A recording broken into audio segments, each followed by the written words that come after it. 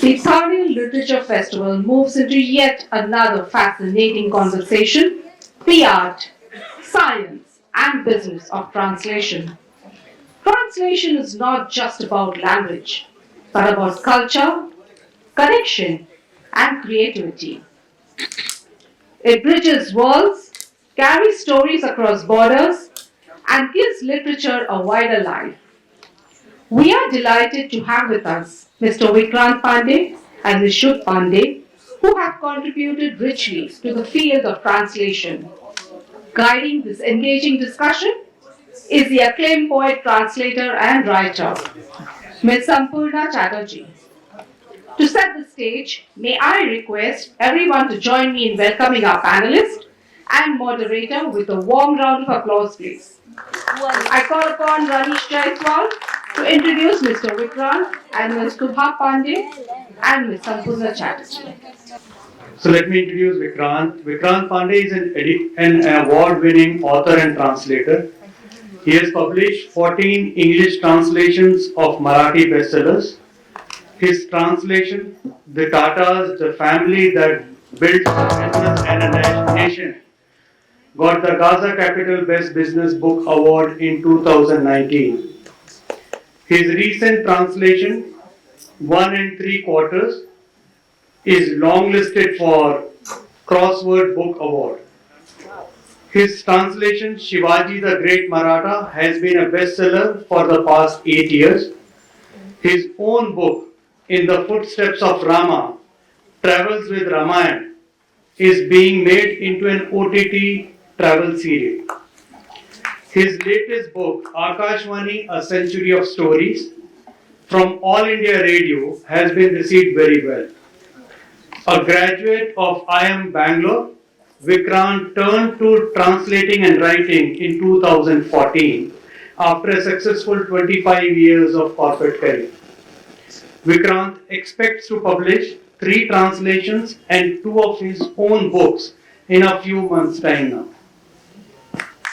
Welcome to you, Vikrant. Let me introduce Shubha. Shubha is an award-winning multilingual translator.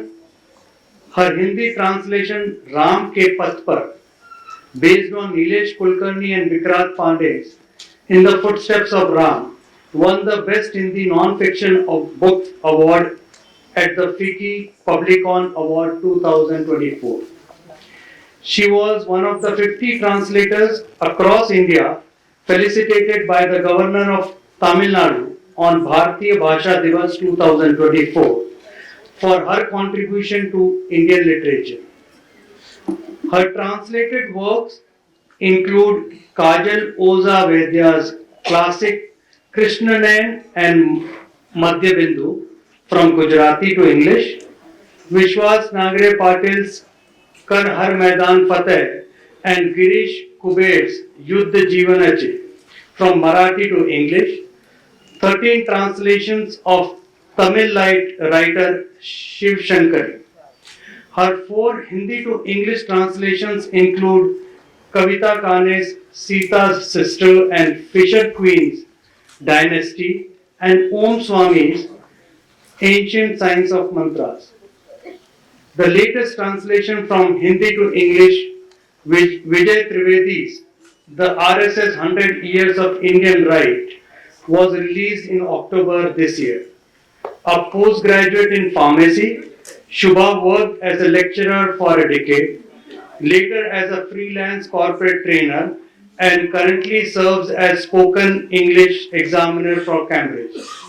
Welcome, Shubha. Let me introduce our moderator for this evening, Sampurna Chattarji. Sampurna is writer, translator, editor, and teacher with 21 books to her credit. These include the novels Rupture and Land of the Well, the short story collection about Mumbai. It was mentioned as Bombay, but I preferred Mumbai. Dirty Love, and the sequence of poems Space Gulliver, Chronicles of an Alien, all from HarperCollins. Her translation of Joy Goswami's prose poem, After Death Comes Water, is hailed as inventive and vivid as the English of Joyce, while her translation of Sukumar Ray's poetry and prose, Verdi Gurdi Bhumi, is a puffin classic. She co-edited Future Library, an anthology of contemporary Indian writing released in the US in 2022. Her collaborations include Over and Underground in Mumbai and Paris with the poet Kartika Nair and French illustrator Oil Oliver, and Elsewhere, Where Else with Welsh poet Uric Salisbury. Her 11th poetry title is Unmappable Moves. Welcome Sampurna, and the stage is to you. Thank you so much, and welcome to what I hope the session title, The Art, the Science, the Business of Translation. Time is short, curiosity is endless. So I'm going to jump right in and direct questions both individually and thereafter questions that I'd be very happy for you to jump in and say I'm going to answer that. What is a revelation for me today listening to your intros is your entering this arena of translation, often very perilous and supposedly filled with all kinds of minefields. You seem to have entered it very gracefully and from other fields that are not literature in that very specific way. So my first question would be, what made you get into this zone? Because I spend a lot of time talking to youngsters who are studying translation or are scholars of translations, and there are all kind of mythologies spun around the act, and it is so relaxing to be in the company of translators themselves who are doing the thing. So I want to ask you, both of you, what made you take this up? So, see, Marathi is my mother tongue, and since childhood I've been reading so many Marathi classics, and Marathi as a literature has some great books written. And to my surprise, I found that most of them are not in English. So a lot of people of current generation do not, unfortunately, read in Marathi. And I'm lucky to have somebody like Vishwas Patil sir, whose couple of books I translated. And his book Sambhaji especially has generated a tremendous amount of interest, because people know about Shivaji Maharaj but not really so much about Sambhaji. And that English translation today is doing extremely well in Amazon, because people want to know more, and people are not able to read in their original language, or even if they read very slowly. So the English translation I found helps to reach out to a much larger audience. I am very surprised sometimes when I get a call from somebody from Canada or US saying, I read your Shivaji the Great Maratha Ranjit Desai's Shriman Yogi, and I wanted to read that to my children, but now I'm able to do that because it is in English. So I feel that I'm getting a regional story to a global audience, and that's what really makes me excited. well, that's lovely, and I think it's true across languages, because when I translated Sukumar Rai, Verdi Gurdi Bhumi, Shabdo Kalpodrum, it's uncanny the number of young parents who come up and say, and across the globe, where they come up and say, but thank you because we loved it, but our children don't have access. So that to me is one of the things that is often forgotten. We talk a lot about the craft of translation, but there is really a whole opening of a door which allows the future generations to enter. Okay, and it's very often people also have a hostile attitude towards English and saying that English is going to swallow up all the other languages. But it's so lovely to hear that it has a very embracing and encompassing role to play. What about you, Shobha? Yeah, I would say my entry into translation was a little serendipitous, and also his presence rubbed off on me, I would say. Because I started in 2013 with translating a Marathi adaptation of an English novel into a play, which was adapted into a play called Vahe Guru, which was acted by Dilip Prabhavalkar, and that I had translated into Hindi on the request of a friend, and that was staged in Delhi about 10 years ago, and that gave me the confidence that hey, this is something I can do. And being a railway person's daughter, I have lived in 6-7 states in India and worked in a few as well. So on the way, I was fortunate enough to pick up a lot of languages. So I'm basically a Tamilian by birth, but being brought up in Bihar, I think in Hindi. I count in Hindi. So I'm the most Farji Tamilian you will find on the planet. Then I studied in Gujarat. I did my graduation and post-graduation in Gujarat, so picked up Gujarati. Worked in Bangalore, so I picked up Kannada. So Marathi with my association with him. So, but the thing is, since I was being in school, when we were in school, we had nothing much other than comics and books for a pastime. So I would read a lot in Hindi, which very few people did. So most people read only English, but I read a lot in Hindi and Tamil, which is my mother tongue. And that's how my interest in language was always there. So once I knew I could do it, I just started exploring and said, मैं इस भाषा में भी करके देखती हूँ, उसमें भी करके देखती हूँ. And today I am working in 5 languages when I never intended to in the first place. No, that's extraordinary because monolinguality, none of us suffer from it, thankfully.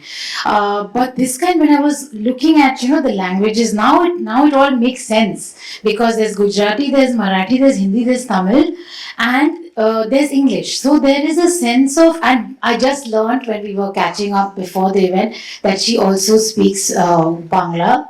And both of them apparently are watching Bangla movies without subtitles. So now I just want to hide under a rock. Okay, so the thing is that this is extraordinary because very often, when we are working, when we are moving one language into another. So let's say we are going from Bangla into Malayalam. The bridge language is invariably English. So what I'm loving about this multilinguality that you've just expressed, Shubha, is that the bridge is, we can just break that bridge because we have jumped directly from, let's say, Gujarati to Hindi, as you have also done. Do you do that as well, Vikrant? Do you are you moving between, are you code switching or is it always into English? No, I'm doing it to English, but I appreciate what you're saying. A lot of people, most of us here know typically 3 languages: our mother tongue, English, and Hindi. But the problem is, like you said, if I had to translate from Bangla to Malayalam or Tamil to Kashmiri, it's very difficult to find someone, and they use English as a bridge language, which is not good because in that process you're losing out a lot of essence. It's great to translate from an Indian language to another Indian language because there's a lot of essence of culture which continues to remain. But the moment you do that to English and then from English into that language, I think you're losing out a lot of nuances which people miss out, and that's the sad part. But I think in India it should be much better. Somebody like Subha does that. It's what's shocking is that it doesn't happen more often. Yeah. But I think also because we tend to kind of seal ourselves in these hermetic language capsules and say, okay, this is my turf, I'm just going to live here. But I was also thinking about how translation, it's multiple and singular in a sense that in one sense we are collaborating with the source. Okay, now sometimes what happens is like when I was translating Shukumar, I remember thinking that, oh, he's dead, so I can do what I like. Okay, and but when you're translating a living author, for instance, like Joy Goswami in my case, I would love to know from both of you, what is it like to translate a text that travels to us from the past, where you are in a sense free to interpret, and one where you possibly have a chance to ask the author, am I getting it right? Or the author will say, please go away and don't disturb me, do your own thing. So I'd love to know a little bit more from both of you. Yeah. Since I worked with authors across generations, like Shiva Shankari, the Tamil legendary author that I translate, she's 83 now. And she's written about 146 books, but she's not written a book after 2000 or maybe the early 2000, but she continues to write short stories, one of them which featured in the Scroll magazine during the corona pandemic. Now, when I translate her, she gives me a free hand. And she says, you do it, but we go through and edit every week. I send her chapter wise. So she is that way connected, and she would go through it herself and not go through an editor. Now, like if I talk about Vishwas Nangre Patil, who's an IPS and he's still serving, when I translated his autobiographical book Karhar Maidan Fateh, now he's still in service, and it has a lot of technical details about the police service. There are details about the different levels, the hierarchies and positions. Now, he was very, very particular that all those things have to be right, and he went through the book at least 3 times to see whether those details are right, because he could get into a lot of legal hassles. So there are a lot of such things that happen. Kajal Oza, again, Krishnayan, she gave me a free hand. So it depends on the author. Same way, Girish Kuber, he also gave me a free hand. So some people say, it's your baby, do it the way you want. But some people say, no, we want to be involved at every step of the way. So it depends on the individual and our relationship with them as well. Yeah, thanks. I think it helps if the topic really is difficult. So I'm lucky that one of the authors, Vishwas Patil Sahib, is here. I translated 4 of his books, and one of them was published by Sahitya Academy called Annabhau Darbari Dasan. It's a biography of Dalit writer Annabhau Sathe. It helped a lot that I am able to talk to the author, especially for areas where there are a lot of emotions involved. I may not understand what is it that the author is really trying to tell, because when I'm translating it into a different language, I might miss out on some of the nuances. Most people in the audience may not realize that a lot of books which you read are actually translations only. Whether you're reading a Ramayana or a Mahabharata or a Paulo Coelho or a Gabriel Garcia Marquez or a Tintin or an Asterix, they're all translations. Many times we don't realize that what we're reading are actually English translations. But it definitely helps to have the author, if he's around. For example, when I translated Bapu Kale or Ranjit Desai, unfortunately the authors were dead, so I could not meet them. But it surely would help a lot.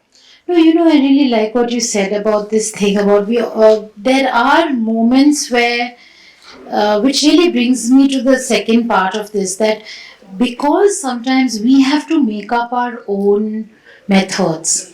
I did find myself once when I was trying to process what this act of translation means, and everybody has a favorite metaphor. So they say it's like a carpet, but it's on the other side of the carpet, so you see the stitching. Some people say it should be seamless, you shouldn't see the stitching. You have music metaphors, but the fact is that each of us, and we know that, and I would love to know, because processes, do you think at one point, having also been so prolific and being so immersed in this activity, have you by any chance fine-tuned some of your own practices into a sort of reliable science, or do we have to keep improvising and experimenting afresh each time? Because there is an art to it, but there is also a science to it.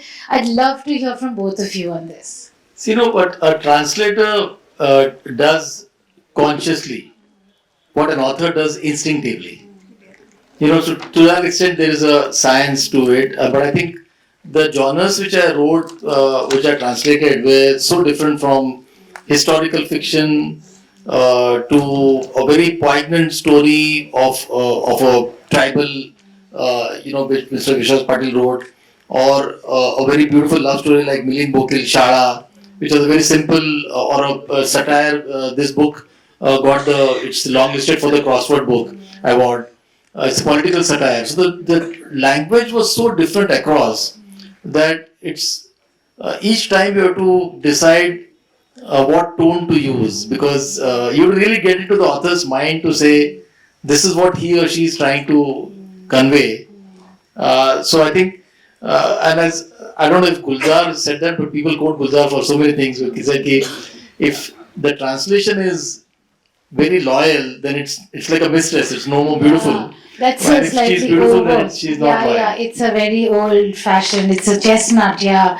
But I think what you're saying about fidelity as a mistaken act of faithfulness, because sometimes you have to betray the original, and this is a debate that we keep having Yes. because what you said very interestingly is very often we don't know that and that's the invisibility of the translator is something that has changed, and I'll come back to that, but I'd like to hear about your science. Like Gunter Grass said, translation is that which transforms something so much that nothing changes. So, yeah. So you remain loyal. You have to remain loyal because it's somebody else's baby. It's somebody else's creation. So I have a very limited scope within which I work. There are a lot of differences language, more so because I translate from English into Indian, into Hindi. So what happens is English that way, if you look at Indian culture, it has a very limited vocabulary. So consciousness is used for chetana also, और कई चीजों के लिए एक ही word होता है. So you have to go try to get into the author's mind and say what is he trying to say here. So while we have a lot of adjectives and a lot of descriptive words in Hindi, we don't have that many in English, which can exactly give you the meaning. So we work around that, and it is a very fluid way of working. Like if I divide my day into 3 parts, I work in the morning I do my Tamil to English in the morning, maybe a Marathi to English in the afternoon, and I'm doing something else in the evening. So I'm switching from language to language, and each of those is different, and there is no set rule or pattern or formula that works. Yeah. So I think it's a very it's constantly evolves your style. What I did 10 years ago, today maybe my style has changed from what I did in my first book. This is also very interesting because at one sense, there is a theory that you should invisibilize yourself completely because here is the work and we will just vanish ourselves. Okay, and the fact is, I love how you said that there will be a style and it will evolve because certain things that we might have done as younger translators, I'm also aware of that. Some slight show-offy things just to show that I can do this in English. And the limitations of English. As a writer in English, I feel that the woeful inadequacies of the English language are exposed when you are trying to translate onomatopoeia, for instance, in our Indian languages, in our other Indian languages. Is translation teachable? I think all of us are, translating. Is even subconscious. Even somebody is talking to you, you're translating in your own mind your response to what you should tell the other person or respond to the other person. So in that sense, everybody is a translator. Can you really make it a science completely? I think it is not, because, and which is why I feel while you didn't ask that question, but Chat GPT or AI, a lot of people say that will it take away the role of a translation, and I feel it's very difficult because the human emotion involved. I mean, when you did Sukumar Rai's, Abol Tabol, for example, it is so difficult to translate poetry, for example.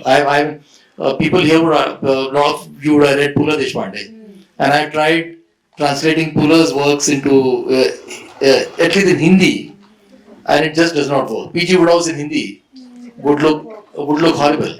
So certain things are almost untranslatable. Poetry is, I mean, those people who translate poetry, I have a lot of respect for them because really difficult. What about you? Yeah, if it were a science, then computers could do it. Yes, it's not working.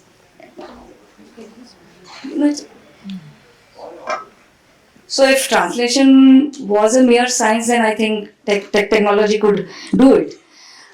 Yeah, we do see Google Translator and ChatGPT, but it cannot, like in the morning, Mr. Godrej said that translation, it transfers not only words, but also our culture. So the cultural elements, the emotional elements cannot come from just being a science. So that is the art part of it. That is where I connect as a human being to the author, where I have perceived that work in a way, in my way, and then I'm putting it across within the boundaries that have been set by the original. So I don't think it can be a science, it's an art, it's a science. And I think it's something that one can explore, it cannot be taught. That This is my, very interesting, because there are perhaps what one can teach and is a way of reading very closely, because I think translation is one of the closest acts of reading, because we are looking so closely not only at the surface of the word but behind and digging, and a lot of reading around. Because I really also admire the way in which you all are shifting from different forms and genres, whether it's historical or whether it's fiction or whether it's biographical or it's contemporary or it's coming to us from a more distant time. Would you agree that translation is no longer that? It always used to be, oh, this is a labor of love. I too am guilty of that.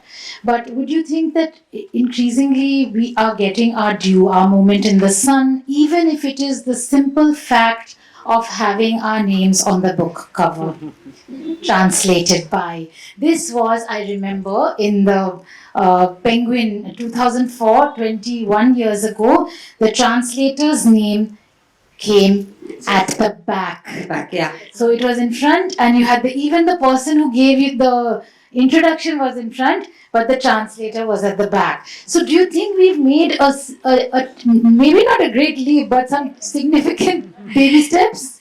Yes. The three books bear out that change. But yes, there are still some authors who insist that the translator's name should be invisible. Yeah. So, but to an extent, I agree. But yeah, there's still some way to go. I think it is both. Now with Man Booker Prize, Red Samadhi and Miss Banu's Mushtaq Banu Mushtaq, the Kannada translation. Yes, in fact, she was very much top of mind when asking this question, because that visibilizing of it's equally shared between the translator and the author. I actually loved that. It doesn't happen often enough, But especially for there living is authors. Yeah. there is a flip side to it as well. Say, for example, if the original author is so well known that his name sells, then for example, if you look at Gabriel Garcia Marquez, though he writes in Spanish or Spanish, I think the English translation, I think the English translator's name probably comes somewhere inside. It doesn't come. We read it as Gabriel Garcia. Yes. So I also feel that if the original author is so well known, then maybe it's a business decision not to have the translator's name on the front page, because I think it sells better when somebody picks it up as an original. Then he might see it inside that it is a translation, but it is then seen as, on the prima facie, it is seen as a book written by the author himself. So I think that. No, this is absolutely right, and I think you've hit the nail on the head. It is about marketing, and it brings us so beautifully and seamlessly to the third keyword in our session, which is the business side. And a lot of youngsters are always very interested in what is how does one get published, etc. I wonder, as translators, have you been asked this question? How do we become translators? How do we go about it? Do we commission? Are we approached? Do we pick and do we pitch? If there may be young, there may be translators, fledgling first timers who might want to know a little bit more about this. Yeah, I think this is a question I'm asked all the time. I've been quite lucky that my very first book with HarperCollins, it was biography of Raja Ravi Verma by Ranjit Desai, got published, and I kind of got a carte blanche from HarperCollins saying. But so the question, and I'm sure there are many people here who think I know 2 or 3 languages, and hence why can't I translate? Unfortunately, even today, the translation market is, in translations, people talk about 3,000-4,000 copies as having done very well. 20,000, 30,000 copies is phenomenal, which I think is sad, because the translation has the same value as the original book in any other language. I think for some of you who are interested in translation, I think what is first important do I really like the story which I want to translate? Not just because it is a very popular book or it has to really appeal to me to be able to translate, because otherwise, if I do it as a task, it's going to come out very badly. First and foremost, then I need to get the author's permission. But the most difficult part is to really get the publisher, the editor to accept your work. I would suggest that a literary agent helps a lot rather than going directly. I don't. I'm not a big fan of self-publishing. I still feel that going through a Penguin or HarperCollins or Pan Macmillan or Hachette or West End makes a lot of sense. But a literary agent would connect you to editors, which otherwise, at an individual level, might become very difficult. This you're talking about into English. Since I'm doing into Hindi, I find I have been told, if I tell them that Shiva Shankari's novels work so well in Tamil Nadu, can I not do it in Hindi? So the publishers will say, नहीं ये जो है ना वो बहुत तमिलनाडु से restricted है, ये पता नहीं चलेगा कि नहीं. And the Hindi, though India has some 5 or 6 states where Hindi is spoken, Bihar, UP, Rajasthan, Madhya Pradesh, up to Punjab, Kashmir, people do read Hindi, but the market is very small, and it has even shrunk further, they say, after A.H. Wheeler has gone. Like, when we used to travel by train, we used to have the A.H. Wheeler shops in every station, and we would pick up our books and read, and that was the major market for Hindi books. And ever since that has folded up, they say the market has shrunk, and also cost is a major issue. For regional, I'm not even talking only Hindi, whether it's Gujarati or Marathi, cost is a major hindrance to sales also, because the publisher will say, if the original is 500 pages, आप इसको काट के 300 कर दीजिए, because I cannot have a price beyond 299. नहीं तो बिकेगी नहीं किताब. So those are also aspects that come in the way, and then publishers, even literary agents will come and say, they have, even if you have very, one of the, even the reputed publishers, they say, we restrict our translation books to 3 or 4 a year. So the book that you've chosen should scream that it needs to be translated. And they do not take fiction. They look for non-fiction if it is from English or other languages into the regional language. So that has a better acceptance than fiction. So these are the kind of experiences that I have faced. Yeah. This is very interesting and also slightly dismaying, because finally it all boils down to what's going to sell. But having said that, and because you did mention I know that I want to ask both of you about your current projects that you're excited about, because you said the one that you translated from Gujarati directly into Hindi, and we were talking about that, and I imagine everybody here understands Hindi. This is perhaps a good time to do a little test run of your work in progress. Yeah, this is a book that I have completed. I don't, since it is due to be published next year, I wouldn't like to divulge the name as yet. This is part of a trilogy which was very popular in Gujarati, and I have done the first part. Maybe it will be published by mid of next year. Now this is a book which is like something like an Ashwin Sanghi or Dan Brown. It goes from 3000 BC to present day to Ghazni's time in 1026 type. So it straddles 3 eras, so to say. So when I was doing it, I had to kind of change the way I use the language. So I would just like to give you a small example of how I did it. It won't be very long. So yeah. So one part is 3102 BC. Now उस समय तो पता नहीं हिंदी भी थी कि नहीं, संस्कृत बोलते होंगे. So the way I wrote it is, हिरण्य नदी के तट पर निकट आते पदचाप की ध्वनि सुनकर बलराम पीछे मुड़े. स्वागत है महामहोपाध्याय. आगंतुक ने विनम्रता पूर्वक नमन किया. ओ ऋषिवर, संपूर्ण आर्यावर्त आपकी शक्ति से परिचित है. Now you would see that there are no Hindustani words here. So I'm not saying that if somebody says कि उनके पदचाप की आवाज, it's not inappropriate or anything. It's just that this is more, it sounds better and in tune with that era. Okay. Now comes 1028 CE Afghanistan. सुल्तान महमूद गजनवी, वह लुटेरा जिसने भारत की संपत्ति को खाली कर दिया था, अपनी आखिरी सांसें गिन रहा था। उसकी सेहत बिगड़ती जा रही थी। एक समय का ताकतवर बादशाह जो पूरे हिंदुस्तान पर कब्जा करने के ख्वाब देखता था, आज कमजोर और बेजान होकर अपनी मौत का इंतजार कर रहा था। So now you see a lot of Urdu words coming here because it's set in Afghanistan. So this is the kind of tone I used. Now comes 2000 and the setting is Dubai. Do it now. आदेश स्पष्ट थे। अगले ही पल Dubai के museum में मौजूद लोगों को थरथराहट सी महसूस हुई। धमाके की जोरदार आवाज और हवा में फैलते धुएं से आसपास खलबली मच गई।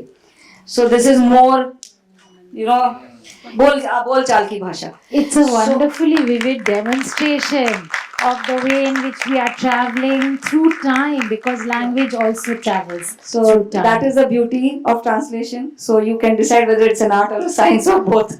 Thank you. And speaking of time, I believe we are running out of time. I'm going to ask Vikrant to end our session with a short extract from 1 3/4. This is a recent translation of mine. It's a book by Shrikant Bhojewar. It has been shortlisted for the crossword. So I'll just read maybe a few lines. Yes, please, because it really sounded I'll wonderful. first read the Marathi Yes, to because show we that need how both the language. author set the tone of the protagonist, the hero of the book. शाळा सुटून सगळी पोरं हो हल्ला करीत शाळेबाहेर पडली तरी लंगड्या पितांबर वर्गातच बसलेला होता. गटर चाचणीची मार्कलिस्ट गुरुजींनी आज दिली होती आणि मार्कलिस्टात बरेच भोपळे होते. एक बरं होतं की भोपळे असल्यामुळे त्या भोपळ्यांचा आधी 2चा 3चा आकडा सहज टाकता आला असता. आजचा दिवस टळला असता. पण उद्या गेंगाणे मास्तर आणि लंगड्या पितांबराचा बाप दारूच्या गुट्यावर भेटले की हमखास घटक चाचणीचा विषय निघणार आणि मग लंगड्याच्या मार्कावरून दोघांमध्ये चांगलीच जुंपणार. लंगड्या पितांबरच्या डोळ्यापुढे अख्खा सीनचा सीनच उभा राहिला जसा सिनेमाचाच. This is the Marathi version.